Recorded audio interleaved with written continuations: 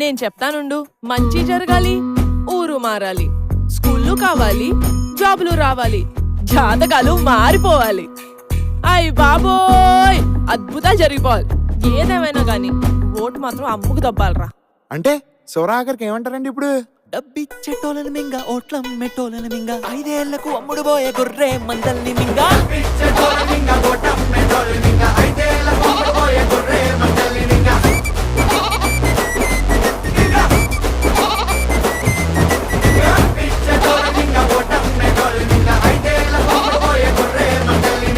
నాన్న మింగడం అంటే ఏంటి నాన్న? ఇప్పుడు డబ్బులు తీసుకుని ఓట్లు అమ్ముకున్న వాళ్ళందరినీ నమ్మిలి మింగేయాలన్నమాట. నమ్మిలి ఓకే నాన్న.